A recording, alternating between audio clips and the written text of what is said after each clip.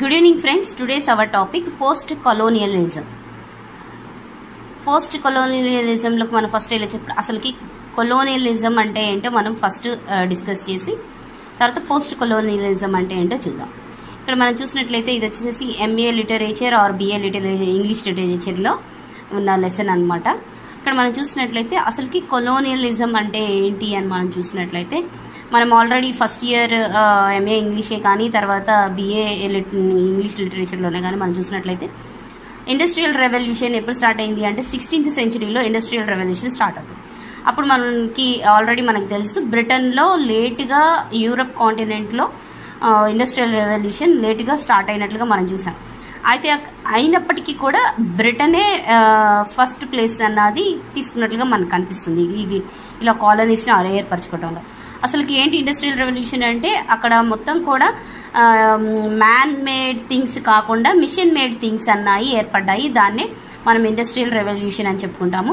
కాబట్టి ఆ కాంటినెంట్ మొత్తం కూడా ఇండస్ట్రియల్స్ ఏర్పడ్డాయి కాబట్టి వాళ్ళకి రా మెటీరియల్ కావాలి, అలాగే వాళ్ళు ఏవైతే మ్యానుఫ్యాక్చర్ చేస్తారో ఆ గూడ్స్ అన్నీ కూడా అమ్మటానికి కొనుక్కునే వాళ్ళు కూడా కావాలి, కన్జ్యూమర్స్ కదా.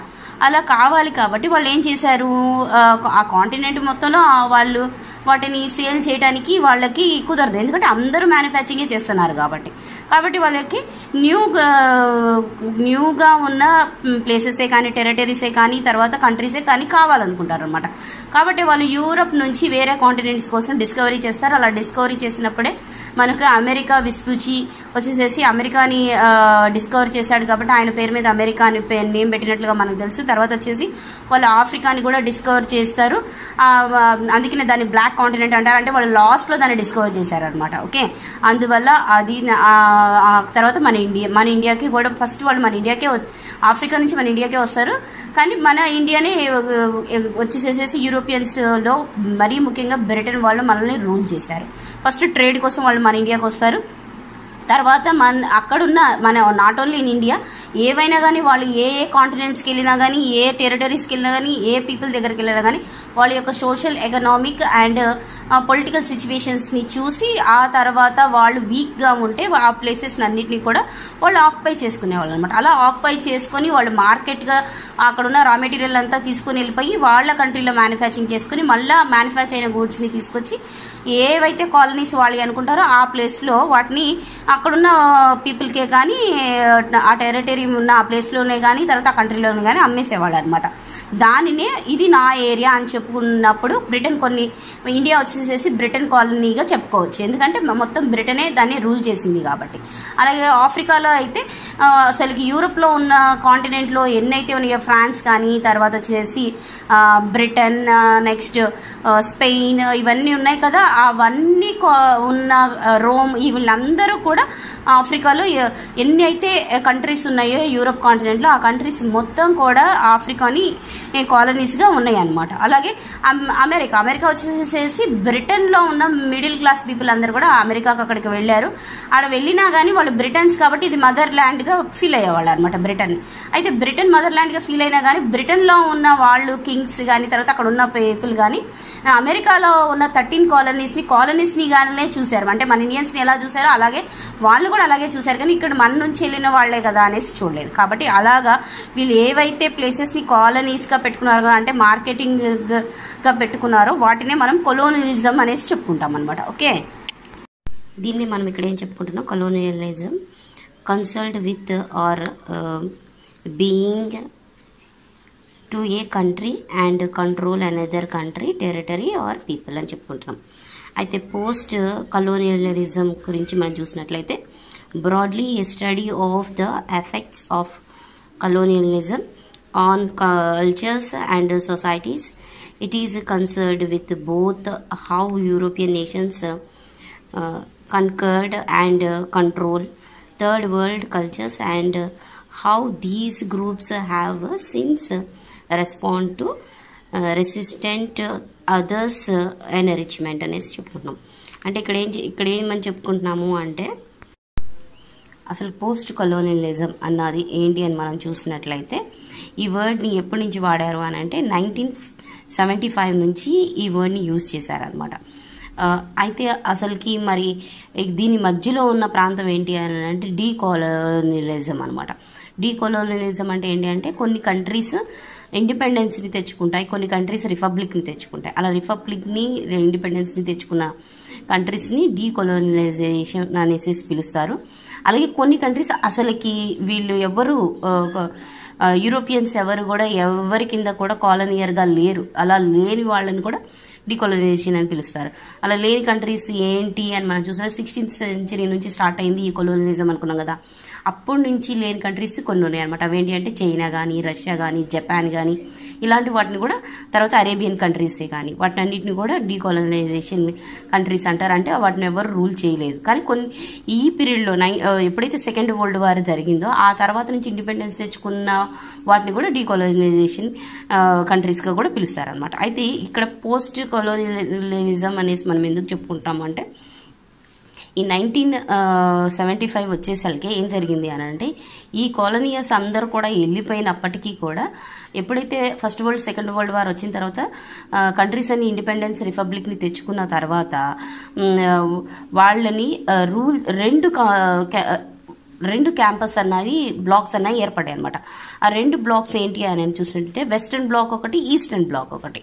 ఓకే, అయితే వెస్టర్న్ బ్లాక్ ఈస్టర్న్ బ్లాక్ ఏంటంటే అంటే వెస్టర్న్ బ్లాక్ వచ్చేసేసేమో యుఎస్ఏ, జపాన్, యూకేకి రిలేషన్లో ఉన్న కంట్రీస్ అనమాట. అంటే ఫ్రాన్స్, ఇవన్నీ కంట్రీస్ అంటే వీటో పవర్ అని మనం చెప్పుకుంటాం కదా, వాటిని ఫస్ట్ వరల్డ్ కంట్రీస్ అని పిలుస్తారు. ఓకే, అలాగే మనం చూసినట్లయితే సెకండ్ వరల్డ్ అంటే ఈస్టర్న్ బ్లాక్ వచ్చేసి సెకండ్ వరల్డ్ కంట్రీస్లో ఏముంటాయి అంటే రష్యా, చైనా ఉంటాయి అన్నమాట. ఓకే, ఇవి ఫస్ట్ వరల్డ్ కంట్రీస్ అన్నేమో డెమోక్రసీని ఫాలో అవుతాయి, సెకండ్ వరల్డ్ కంట్రీస్ అన్నేమో కమ్యూనిస్ట్ని, తర్వాత వచ్చేసి సోషలిజాన్ని ఫాలో అవుతాయి అన్నమాట.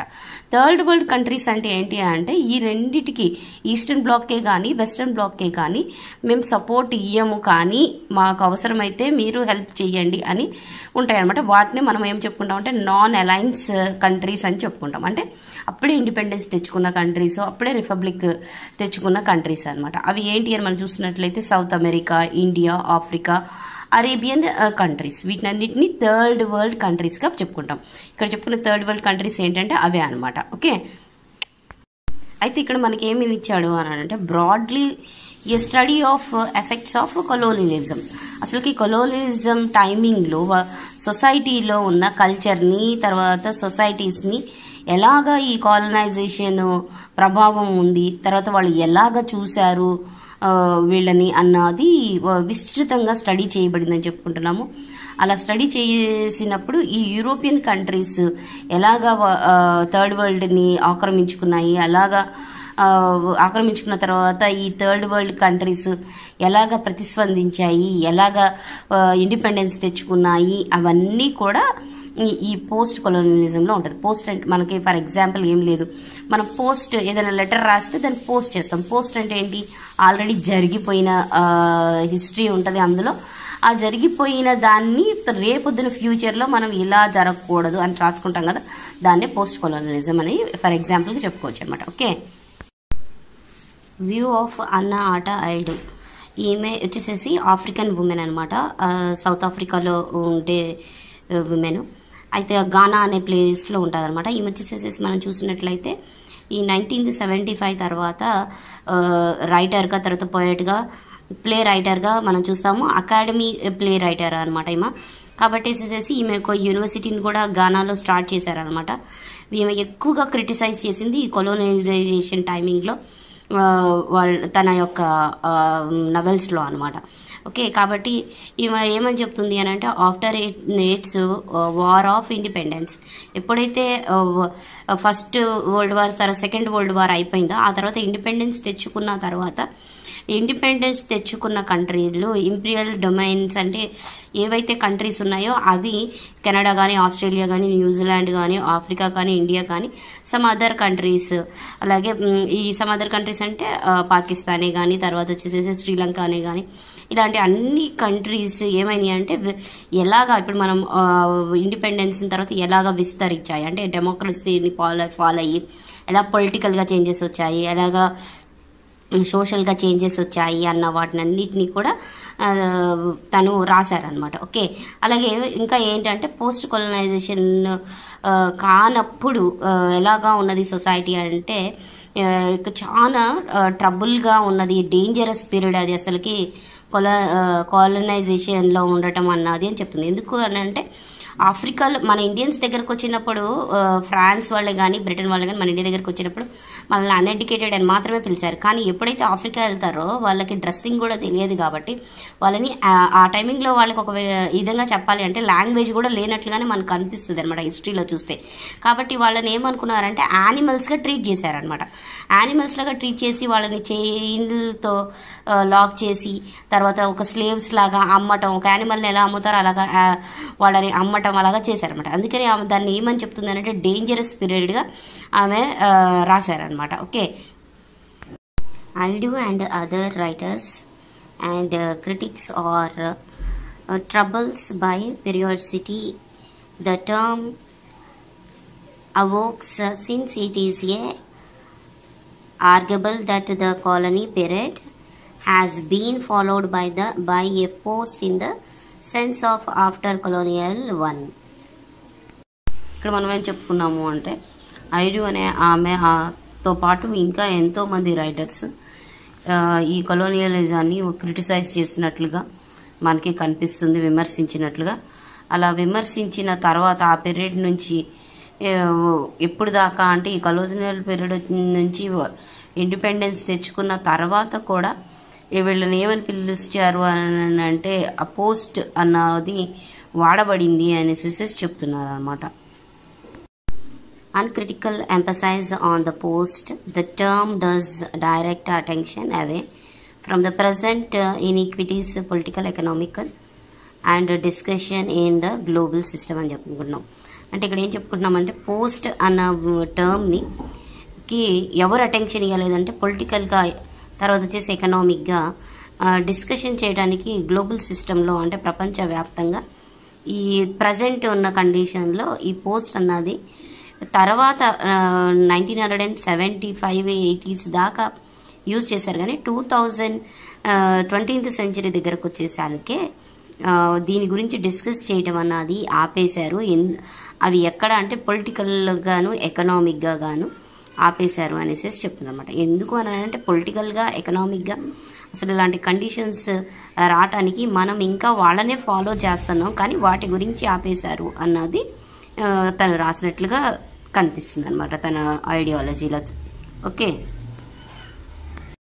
నెక్స్ట్ మనం చూసినట్లయితే వ్యూ ఆఫ్ హోమీ కే బాబా. హోమీ కే బాబా వచ్చేసేసి మన ఇండియన్ అనమాట. ఆయన 1949లో ఇండియాలో జన్మించారు. ఈయన వచ్చేసేసి మనం చూసినట్లయితే పోస్ట్ కాలోనియల్ రైటర్గా మనకి కనిపిస్తాడనమాట. అయితే ఈయన యొక్క వాటిల్లో ఫేమస్ అయినవి ఏంటి అని ఫర్ ఎగ్జాంపుల్ కొన్ని మాత్రం నేను తీసుకున్నాను. అవి he wrote nation and narration, ఇది వచ్చేసి 1990లో ఆయన రాశారు. అలాగే మనం చూసినట్లయితే ద లొకేషన్ ఆఫ్ కల్చర్ అన్నది కూడా నేను మనకి రాసినట్లుగా కనిపిస్తుంది. Okay, Baba says that white people, instead to the seeing the world as a huge coat of many colors, they see it in terms of good, bad, opposites, putting themselves always at the good and everyone else who is different at the bad end. ఇక్కడ మనం ఏం చెప్పుకుంటున్నాము అంటే white people యొక్క భావన ఏంటో ఇక్కడ మనకి బాబా చెప్తున్నారు అనమాట. ఏంటి అని అనేసి చూసినట్లయితే మరీ ముఖ్యంగా వరల్డ్ మొత్తంలో కొన్ని రేస్ గురించి చెప్తున్నారు. రేస్ అంటేనే ఫర్ ఎగ్జాంపుల్ జర్మన్స్ చూసుకున్నామంటే వాళ్ళది బ్లూ ఐస్, వైట్ స్కిన్ ఉంటుంది కదా, అలాగా వైట్ స్కిన్ ఉన్న పీపుల్ అందరూ కూడా వరల్డ్ మొత్తాన్ని చూసినప్పుడు వీళ్ళ దగ్గర ఇండస్ట్రియల్ రెవల్యూషన్ జరిగింది కాబట్టి వీళ్ళే నీస్ అన్నవి స్టార్ట్ చేశారు. కాబట్టి వాళ్ళు వెళ్ళినప్పుడు వాళ్ళకి అనేక కాంటినెంట్స్లో అనేక కలర్స్ పీపుల్ కనపడ్డారు అనమాట. ఆ కలర్ని బట్టి వీళ్ళు ఏం చేశారు అని అంటే వీళ్ళు ఒక్కళ్ళే వైట్గా ఉండటం వల్ల మిగతా వాళ్ళు వేరు వేరు కలర్లుగా ఉండటం వల్ల బ్లాక్, బ్లాక్ వచ్చేసేసి మనం చూసినట్లయితే ఆఫ్రికన్స్ కనపడతారు, బ్రౌన్ వచ్చేసేసి మన ఇండియన్స్ కనపడతారు. అలాగే వేరు వేరు కలర్స్ని బట్టి వీళ్ళు ఏమనుకున్నారు అని అంటే ఈ వైట్ పీపుల్ మాత్రమే, గుడ్నెస్ అన్నది వైట్ పీపుల్కి మాత్రమే, మంచివాడు ఎవరంటే వైట్ పీపుల్ మాత్రమే. అలాగే కలర్స్ వేరే కలర్లో ఉన్న వాళ్ళందరూ కూడా బ్యాడ్గా ఉంటారు, అంటే వాళ్ళకి ఎడ్యుకేషన్ లేదు, వాళ్ళకి డ్రెస్సింగ్ సెన్స్ తెలియదు, వాళ్ళు అన్ఎడ్యుకేటెడ్గా ఉన్నారు, వాళ్ళు యానిమల్స్ లాగా ఉన్నారు అనేసి వీళ్ళు డిఫరెంట్గా ఆలోచించటం అన్నది జరిగింది అనేసి బాబా చెప్తున్నారు అనమాట. Okay, east west civilised savage first world, third world western liberalisation. ఇక్కడ మనకి ఈ లిబరైజేషన్ అంటే ఏంటి, ఉదారవాదం లేకపోతే ఫ్రీనెస్, వాళ్ళని సివిలైజేషన్ చేసే స్థితి అనమాట. సవేజ్ అంటే ఏంటి, వాళ్ళు ఆటవికంగా ఉన్నారు. ఎవరు ఆటవికంగా ఉన్నారు, ఈస్ట్లో ఉన్నవాళ్ళు, వెస్ట్లో ఉన్నవాళ్ళు. అది ఈస్ట్లో ఉన్న వాళ్ళు ఎవరు అని మనం చూసినట్లయితే వెస్ట్లో ఉన్న వాళ్ళు ఎవరు అంటే వైట్ పీపుల్, ఈస్ట్లో ఉన్న వాళ్ళు ఎవరు అని అంటే ఈ సవేజ్. అంటే వీళ్ళేమో వెస్ట్లో ఉన్న వాళ్ళంతేమో సివిలైజ్డ్ చేయబడ్డారు, అంటే వాళ్ళంతా నాగరికత తెలిసిన వాళ్ళు, వాళ్ళకి డ్రెస్సింగ్ సెన్స్ తెలుసు, వాళ్ళు మంచి లాంగ్వేజ్ మాట్లాడగలిగిన వాళ్ళు, వాళ్ళు వైట్ పీపుల్ అలాగా అనుకునేవాళ్ళు అనమాట. అలాగే ఈస్ట్కి వచ్చేసరికి మనం చూసినట్లయితే వాళ్ళు ఆటవికులుగా వీళ్ళకి కనపడ్డారంటున్నారు. కాబట్టి వీళ్ళు ఏం చేయాలి, ఆటవికంగా ఉన్న వాళ్ళని వీళ్ళు సివిలైజ్ చేయాలని అనుకున్నారు అనమాట. అదే ఫస్ట్ వరల్డ్ ఏం చేసింది అంటే థర్డ్ వరల్డ్ని సివిలైజ్ చేసింది అనేసి చెప్తున్నాడు అనమాట. ఓకే, అది ఏ విధంగా చేశారు అంటే వాళ్ళు ఉదారవాదంతో మేమే వీళ్ళని నేర్పించాలి, మేమే వీళ్ళకి అన్నీ ఇవ్వాలి అన్న విధంగా చేశారు అనేసి చెప్తున్నారు అనమాట. అదే మనం ఇక్కడ చూసినట్లయితే ఇస్లామిక్ ఫండమెంటలిజం అనేసి చెప్పుకుంటున్నాం. ఇస్లామిక్ ఫండమెంటలిజం అండ్ ఆన్ అనేసి రాసాం ఇక్కడ. ఎందుకు అని అంటే ఇస్లాం ఇప్పుడు మనకి ఖురాన్ చూసినట్లయితే ఇస్లాం యొక్క హోలీ బుక్గా కనిపిస్తుంది. అలాగే బైబిల్ వచ్చేసి క్రిస్టియన్స్ యొక్క హోలీ బుక్గా కనిపిస్తుంది. అలాగే మనం చూసినట్లయితే భగవద్గీత వచ్చేసి హిందువుల యొక్క హోలీ బుక్గా కనిపిస్తుంది. వీటిలో ఏముంటాయి అని మనం చూసినట్లయితే కొన్ని లాస్ ఉంటాయి, అంటే మనం ఏ విధంగా ప్రవర్తించాలి, ఏవి చేయాలి, ఏవి చేయకూడదు కదా. అయితే ఇక్కడ మరీ ముఖ్యంగా ఈ సివిలైజ్ చేసేటప్పుడు ఈ వెస్టర్న్ అంటే వీళ్ళు క్రిస్టియన్ కల్చర్, ఈ క్రిస్టియన్ కల్చర్తో వీళ్ళు ఏ విధంగా లాస్ని అనుకరించారు సొసైటీకి అన్న విధంగా చూసుకున్నట్లయితే ఇక్కడ ఇస్లాంలో కూడా వీళ్ళ యొక్క కొన్ని లాస్ సొసైటీని బట్టి, సందర్భ టయాన్ని బట్టి కొన్నిటిని రిలీజన్ని ఎలా స్ప్రెడ్ చేసుకోవాలన్నవి ఉంటాయి అన్నమాట. అయితే ఇక్కడ ఈ ఫండమెంటలిజం అన్నది ఏంటి అని అంటే ఆపోజిట్గా, అంటే అది క్రిస్టియానిటీలోనే కానీ ఇస్లామిక్లోనే కానీ ఆపోజిట్గా ఏం జరిగిందని అంటున్నాడంటే రిలీజియన్ వార్ అన్నది ఇస్లామిక్లో స్టార్ట్ అయింది అంటున్నాడు. రిలీజియన్ వార్ ఎందుకు అని అంటే అది పవిత్ర యుద్ధం, మేమందరం వరల్డ్ మొత్తాన్ని కూడా ఇస్లామిక్గా మార్చేయాలి అన్న అది థర్డ్ వరల్డ్లో స్టార్ట్ అయ్యింది. ఎందుకు అని అంటే వాళ్ళు ఖురాన్లో ఉన్న కొన్ని లాస్ని ఆ టయాన్ని సందర్భాన్ని చూడకుండా వాటిని కొంతమంది మిస్యూజ్ చేసి ఆ వర్డ్ని వాడారు అనేసి చెప్పారనమాట. అలాగే క్రిస్టియానిటీ గురించి కూడా మనం చెప్పుకోవచ్చు. Purist don't entertain the idea of colonising hybridity.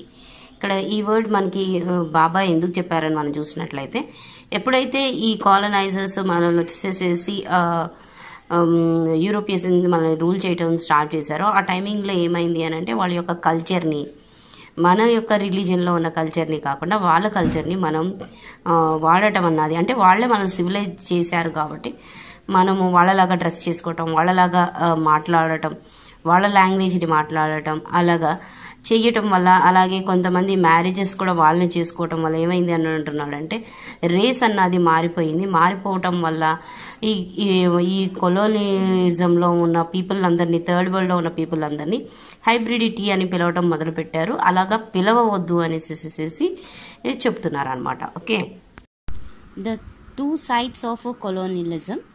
First one మనం చూసినట్లయితే మిలిటరిస్టిక్ సైడ్. మిలిటరీ స్టైల్ వచ్చేసి the physical conquest and occupation of territory. వాళ్ళు ఫిజికల్గా ఏం చేసేవాళ్ళు, టెరిటరీని మిలిటరీ ద్వారా ఆక్యుపై చేసేవాళ్ళు, మిలిటరీ పాలసీస్ ద్వారా. ఓకే, ఆ విధంగానే యూరోపియన్స్ అదర్ కంట్రీస్ని ఆక్యుపై చేసేవాళ్ళు అనమాట. అలాగే మనం చూసినట్లయితే సివిలైజేషనల్ సైడ్ మనం చూసినట్లయితే the conquest and occupation of minds, slaves and culture. వాళ్ళు సివిలైజేషన్ చెయ్యాలి అనేసి స్లేవ్స్గా, అక్కడున్న పీపుల్ని స్లేవ్స్గా, వాళ్ళ మైండ్ని తర్వాత వాళ్ళ కల్చర్ని కూడా వీళ్ళే ఆక్రమించుకున్నారు అనేసి చెప్పొచ్చు అనమాట. పోస్ట్ కొలోనియల్ థియరీ మనం చూసినట్లయితే అసలు ఎప్పుడు స్టార్ట్ అయింది అని మనం చూసినట్లయితే, ఎప్పుడు స్టార్ట్ అయింది ఎప్పుడు ఎండ్ అయింది అని అంటే, the end of colonialism as well as colonism 15th century to 20th century. అంటే 15th centuryలో ఈ కొలోనియలిజం అన్నది స్టార్ట్ అయింది. 20th century మిడిల్కి వచ్చేసరికి అంటే 1945 స్టేజ్కి వచ్చేసరికి దగ్గరగా 1950 దగ్గరకు వచ్చేసరికి అది ఎండ్ అయినట్లుగా మనకు అనిపిస్తుంది. కాబట్టి ఎండ్ అయినప్పటికీ కూడా కొన్నిటిని ఈ కొలోనియలిజం రూల్స్ని కానీ వాళ్ళ యొక్క పాలసీస్ని కానీ ఇప్పటికీ మనం ఫాలో అవుతున్నామని చెప్తున్నాం. అందుకే it is still going on. For example ఏంటి అని చూసినట్లయితే నవడేస్ MNCs అనమాట. ఓకే, అయితే నేను ఇక్కడ ఏ ఆప్షన్గా అసలుకి ఎప్పుడు ఎండ్ అయ్యింది కొలోనియలిజం అని మనం చూసినట్లయితే సెకండ్ వరల్డ్ వార్లో ఎందుకు ఎండ్ అయింది అనేది చూసినట్లయితే మెయిన్ ఇంపార్టెంట్ రీజన్స్ ఏంటి అని మనం చూసినట్లయితే రైట్ టు సెవరిటీ, ప్రతి ఒక్కళ్ళు ఈక్వాలిటీ కోరుకున్నారు అప్పుడు వాళ్ళు. తర్వాత ల్యాక్ ఆఫ్ రిసోర్సెస్ అన్నీ కూడా డ్రైన్ అయిపోయి వాళ్ళ కంట్రీస్కి, వెస్టర్న్ కంట్రీస్కి వెళ్ళిపోయినాయి. యూరోపియన్కి కాంటినెంట్కి ఎక్కువగా రిసోర్సెస్ అన్నీ వెళ్ళిపోయి రా మెటీరియల్ రూపంలో. కాబట్టి ఎకనామిక్ కండిషన్ని బట్టి ఈక్వాలిటీ లేకపోవటం, సొసైటీలో ఈక్వాలిటీ అన్నది లేకపోవటం వల్ల వీటి వల్ల ఏం జరిగింది అంటే అక్కడున్న వాళ్ళు అందరూ కూడా ఎవరైతే కాలనైజ్డ్ ఉన్నారో ఆ కాలనైజ్డ్ అందరూ కూడా కాలనైజర్ మీద ఎవరైతే కాలనీస్ పెట్టుకున్నారో వాళ్ళపైన ఇండిపెండెన్స్ కోసం అని మూమెంట్స్ అన్నాయి స్టార్ట్ అయినాయి అనమాట. ఎప్పుడు సెకండ్ వరల్డ్ వార్ తర్వాత. ఓకే, ఆ మూమెంట్స్ని బట్టి లాస్ట్కి ఏమైందంటే చాలా వరకు 1950కి వచ్చేళ్ళకి త్రూ ద వరల్డ్ ఎవరైతే ఈ కాలనీస్ పెట్టుకున్నారో ఆ కాలనీస్ అందరూ కూడా ఇండిపెండెన్స్ తెచ్చుకున్నారు అనమాట. అదే మనం ఈ పాయింట్లో చెప్పుకున్నాం. ఓకే, నెక్స్ట్ పాయింట్ మనం చూసినట్లయితే ఈ పోస్ట్ కొలోనియల్ థియరీ గురించి చాలామంది రైటర్స్ రాశారు. కానీ మనం మాత్రం లోనా గుడ్సన్ అనే ఆమె యొక్క థియరీని గురించి చెప్పిన థియరీని మనం ఇక్కడ డిస్కస్ చేస్తున్నాం. ఇక్కడ మరీ ముఖ్యంగా ఏం చెప్తున్నారు అని మనం చూసినట్లయితే post colonial theory is and umbrella terms ఏంటి అని మనం చూసినట్లయితే that covered different critical approaches which deconstruction European through in the areas as wide-ranging as a philosophy, history, anthropology, sociology and political science. అసలుకి ఆ టైమింగ్లో యూరోపియన్లో ఉన్నవి ఏంటి, అసలుకి లీడ్ చేస్తున్నవి ఏంటి అని మనం చూసినట్లయితే ఆంథ్రోపాలజీయే కానీ, తర్వాత వచ్చి హిస్టరీయే కానీ, తర్వాత పొలిటికల్ సైన్సే కానీ, ఇవన్నీ సొసైటీని లీడ్ చేసేవి అప్పట్లో. అయితే అలా లీడ్ చేసే టైంకి ఈ పోస్ట్ కొలోనియల్ అంటే నేను చెప్పాను కదా 1975కి వచ్చేసరికి డీకన్స్ట్రక్షన్ ఏవి చేసింది అంటే ఈ యూరోపియన్ దాంట్లో వాళ్ళు ఎలా రూల్ చేశారు, వాళ్ళు ఎలాగా రిసోర్సెస్ని డ్రైన్ చేసుకున్నారు, వాళ్ళు ఎలాగా ఇండిపెండెన్స్, ఈ కాలనైజ్డ్ పీపుల్ ఎవరై ఉన్నారో వాళ్ళు ఎలా ఇండిపెండెన్స్ తెచ్చుకున్నారు, అవన్నీ ఈ సోషాలజీ, ఆంథ్రోపాలజీ, పొలిటికల్ సైన్స్ కంటే కూడా ఎక్కువగా రింగింగ్ అన్నది దేనికి జరిగింది అని అంటే ఈ పోస్ట్ కొలోనియలిజం థియరీకి, తర్వాత ఈ పోస్ట్ కొలోనియలిజం అన్న వర్డ్ టర్మ్కి ఆ ప్రయారిటీ వచ్చింది అని చెప్తున్నాం అన్నమాట. Revisionism, which enable a wholesale critique of a Western structure of knowledge and power, particularly those of the post-enlightenment period. ఇక్కడ మనం చూసుకున్నట్లయితే ఎన్లైట్మెంట్ పీరియడ్ అన్నది 18th centuryలో యూరోప్లో జరిగిందనమాట. యూరోప్లో 18th centuryలో జరిగిన ఈ ఎన్లైట్మెంట్ అంటే ఏంటి అంటే నాలెడ్జ్ అనమాట. ఓకే, నాలెడ్జ్ లైట్ అంటే జ్ఞానం, ప్రతి ఒక్కరికి జ్ఞానము అంటే నాలెడ్జ్ అన్నది యూరప్లో కలిగింది. కాబట్టి వాళ్ళు ఏం చేశారు, రెవల్యూషన్ ద్వారా, మోడిఫికేషన్ ద్వారా సొసైటీని కింగ్స్ రూలింగ్ అన్నది తీసివేసి వాళ్ళే డెమోక్రసీ ద్వారా వాళ్ళు రూల్ చేయటం అన్నది మనకి కనిపించింది కదా. అదే ఇక్కడ రివిజనిజం అంటే ఏంటంటే ఏవైతే ఇప్పుడు ఈ కాలనీస్ ఉన్నాయో వాటిలో కూడా ఈ వెస్టర్న్ ఎవరైతే ఈ వెస్టర్న్ స్ట్రక్చర్స్ అయినా నాలెడ్జ్, పవర్, తర్వాత ఎన్లైట్మెంట్ అన్నవి ఏవైతే థీమ్ ఉన్నాయో ఆ పర్టికులర్గా ఆ థీమ్స్ అన్నీ కూడా ఈ పోస్ట్ ఎన్లైట్మెంట్ పీరియడ్లో అంటే ఈ 1975లో ఈ కాలనైజ్డ్ చేయబడిన వాళ్ళందరూ కూడా వాడటం అన్నది జరిగింది అని చెప్పుకుంటున్నాం అనమాట. Post colonial in literature include objective of study of theory, the literature as it's related to the colonized experience and effect of colonism on culture and societies. ఈ అసలుకి కాలనీస్లో కాలనైజర్స్ ఎలా కాలనైజ్డ్ చేయబడ్డారు, తర్వాత వాళ్ళ యొక్క కల్చర్, వాళ్ళ యొక్క సొసైటీస్ ఎలాగా మారిపోయాయి, ఈ యూరోపియన్స్ వచ్చిన తర్వాత ఈ ఏవైతే కాలనీస్గా ఉన్నాయో అక్కడ ఉన్న పీపుల్ ఎలా మారిపోయారు, వాళ్ళ యొక్క కల్చర్ ఎలా మారిపోయింది, వాళ్ళ యొక్క సొసైటీ ఎలా మారిపోయినది, వాళ్ళ యొక్క ఎక్స్పీరియన్స్ ఏంటి అన్న దాన్ని ఎవరు మనకి చెప్పారు అని మనం చూసినట్లయితే రసెల్ జాకోబిన్ అని ఆయన ఏం చేశాడు అని అంటే అసలుకి క్లైంబింగ్ 4 centuries నుంచి అండ్ మోస్ట్ ఆఫ్ ద ఈ థియరీ మొత్తం కూడా ఈ ప్లానెట్ అంటే మన ఎర్త్ మొత్తం కూడా యాజ్ ఇట్ డొమైన్ దాని యొక్క డొమైన్లోనే ఉండిపోయింది అని చెప్పాడు అనమాట. దేన్ని బట్టి ఆయన అలా చెప్పాడు అని మనం చూసినట్లయితే పర్టికులర్గా ఏంటి ఆ థియరీ అని మనం చూసినట్లయితే ఇక్కడ మనం చూసినట్లయితే theory particularly in Anglo American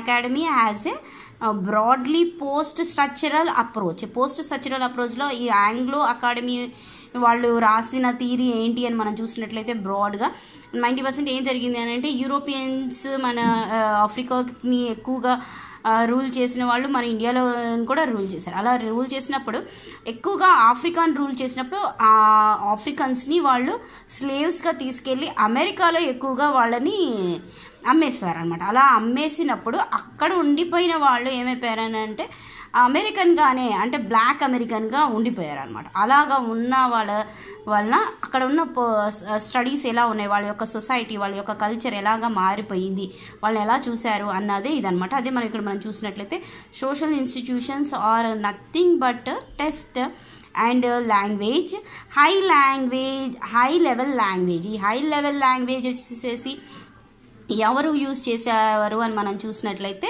western డొమైన్లో ఉన్న వాళ్ళు వైట్ పీపుల్ యూజ్ చేశారనమాట. ఓకే, అలాగే మనం చూసినట్లయితే లో లెవెల్ లాంగ్వేజ్ ప్రైమరీ మీనింగ్ అంటే ఏంటి అని అంటే బ్లాక్ కలర్ ఎవరు ఉన్నారో వాళ్ళు లో లెవెల్ లాంగ్వేజ్ని యూజ్ చేశారు అనేసి చెప్తున్నాడు అనమాట. ఓకే, నేను ఇంపార్టెంట్గా మనకి దేని గురించి చెప్తున్నాడు అని మనం చూసినట్లయితే థర్డ్ వరల్డ్ కామన్వెల్త్ లిటరేచర్ గురించి చెప్తున్నాడు. అందులో థర్డ్ వరల్డ్ కామన్వెల్త్ లిటరేచర్లో ఫస్ట్గా మనం చూసినట్లయితే మిక్స్డ్ రేస్ పర్సన్ గురించి చెప్తున్నాడు అనమాట. మిక్స్డ్ రేస్ పర్సన్ అసలుకి term use to refer a person born of one white parent and one black parent. అంటే ఒక బ్లాక్కి వైట్కి పుట్టిన వాళ్ళే ఈ మిక్స్డ్ రేస్ కింద చెప్పుకుంటామని చెప్తున్నాడు. ఇంకా తర్వాత ఇంకేం చెప్తున్నాడు అంటే నెక్స్ట్ మనం చూసినట్లయితే మైగ్రేషన్ గురించి చెప్తున్నాడు. మైగ్రేషన్ గురించి ఏమని చెప్తున్నాడు అంటే మైగ్రేషన్ ఫ్రమ్ దేర్ నేటివ్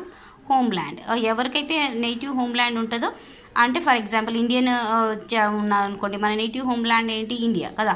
అయితే to another with intention of settling at a new location.